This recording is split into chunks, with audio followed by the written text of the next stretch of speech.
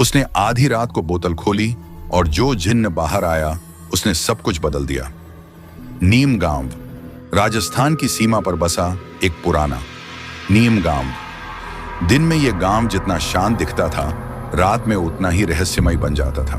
कहते हैं इस गांव में एक ऐसी बोतल है जिसके अंदर कैद है 5000 साल पुरानी जिन्नात सायरा। जो भी उस बोतल को छू लेता है उसकी किस्मत हमेशा के लिए बदल जाती है। फरिश उसी गांव का एक सीधा सादा लड़का था। उसके अब्बा की मौत के बाद वो अपने पुराने पुश्तैनी घर की सफाई करने गया। दीवारों के पीछे रखे बक्से हटाते हुए उसे एक सुनहरी बोतल मिली। उस पर अजीब नक्श बने थे और नीचे कुछ उर्दू में लिखा था, जिसने मुझे छू लिया उसने सायरा को जगा दिया। फरिश हंस पड़ा। अरे ये तो किसी पुराने तांत्रिक की चीज लगती है। उसने बोतल उठाई, उस पर जमी धूल साफ की और तभी हवा अचानक थम गई। कमरे का तापमान ठंडा हो गया और वो बोतल अपने आप हिलने लगी। दोस्तों, सोचो अगर तुम्हारे सामने ऐसी बोतल हिलने लगे तो तुम क्या करोगे? कमेंट में जरूर बताना। खोलोगे या भाग जाओगे? फरिश ने डरते डरते उसका ढक्कन खोला। जैसे ही ढक्कन खुला, धुएं का एक भयानक तूफान उठा। उस धुएं से एक औरत का रूप उभरा। लंबे बाल, चमकता चेहरा और आंखों में आग सी चमक। वो धीरे धीरे बोली, कौन है जिसने मेरी नींद तोड़ी? फरिश कांपते हुए बोला, मैं फरिश हूं। मैंने गलती से बोतल खोल दी। वो मुस्कुराई और बोली, गलती से? अब तुम्हारी हर सांस मेरी मर्जी से चलेगी। फरिश ने उसकी आंखों में देखा तो वो इंसान नहीं लग रही थी। वो खूबसूरती और खौफ का मिला जुला रूप थी। सायरा ने कहा, मैं तुम्हें वो सब दे सकती हूं जो कोई नहीं दे सकता, दौलत, शोहरत, प्यार या मौत। फरिश ने डरते हुए कहा, मुझे बस शांति चाहिए, मेरे अब्बा की रूह को सुकून मिले। सायरा कुछ पल चुप रही, फिर हल्के से मुस्कुराई। तुम बाकी इंसानों जैसे नहीं हो फरिश, इसीलिए तुम्हें एक मौका दूंगी। हर अमावस्या की रात मैं तुम्हारे सामने आऊंगी, लेकिन याद रखना, कभी भी मुझे आईने में मत देखना। दोस्तों, अगर आपको कोई जिन्न ऐसी शर्त रखे तो क्या आप मानोगे या डरकर भाग जाओगे? कमेंट में बताओ। फरिश ने सिर हिला दिया और उसी दिन से उसकी जिंदगी बदलने लगी।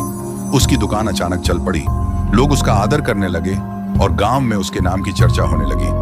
पर अब हर रात जब चांद गायब होता, सायरा उसके सामने आ खड़ी होती।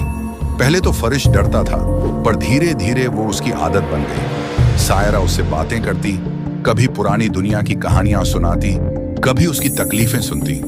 धीरे धीरे दोनों के बीच एक अजीब सा रिश्ता बनने लगा। एक रात सायरा ने कहा, फरिश, अगर मैं इंसान बन जाऊं तो क्या तुम मुझसे प्यार करोगे? फरिश मुस्कुराया, तुम जिन्न हो या इंसान, फर्क नहीं पड़ता। अगर दिल सच्चा हो तो प्यार कभी झूठा नहीं होता। दोस्तों, सच्चा प्यार क्या वाकई रूप नहीं देखता? अगर हाँ तो कमेंट में लिखो, ट्रू लव। सायरा की आंखों में चमक आई, पर उसके होठों पर एक रहस्यमयी मुस्कान थी। वो पास आई और बोली, तो तैयार हो जाओ, क्योंकि तुम्हारा ये जवाब तुम्हारी किस्मत तय करेगा। उसने फरिश के माथे पर हाथ रखा। कमरा घूमने लगा, दीवारों पर आग की लपटें उठीं और अचानक सब अंधेरा हो गया। जब फरिश की आंखें खुलीं, वो अपने घर में नहीं बल्कि एक पुराने महल में था। उसके सामने वही सायरा खड़ी थी, अब एक इंसान के रूप में। वो पहले से भी ज्यादा खूबसूरत लग रही थी, पर उसकी आंखों में वही अजीब सी चमक थी। सायरा ने मुस्कुराकर कहा, अब मैं इंसान हूं फरिश, लेकिन तुम्हारी जिंदगी अब मेरी है। फरिश ने कांपते हुए कहा, तुमने मुझसे वादा किया था कि मुझे शांति दोगी। सायरा हंस पड़ी, हाँ, लेकिन शांति मौत के बाद मिलती है। फरिश पीछे हटने लगा, पर तभी उसने दीवार पर लगे आईने में सायरा का असली रूप देखा। वो अब इंसान नहीं थी, बल्कि आग जैसी जलती हुई एक भयानक जिन्नात बन चुकी थी। उसके चेहरे पर कई परछाइयां झलक रही थीं, जैसे वो हजारों रूहों को अपने अंदर समेटे हुए हों। फरिश चिल्लाया, सायरा, तुम मुझे नहीं मार सकती।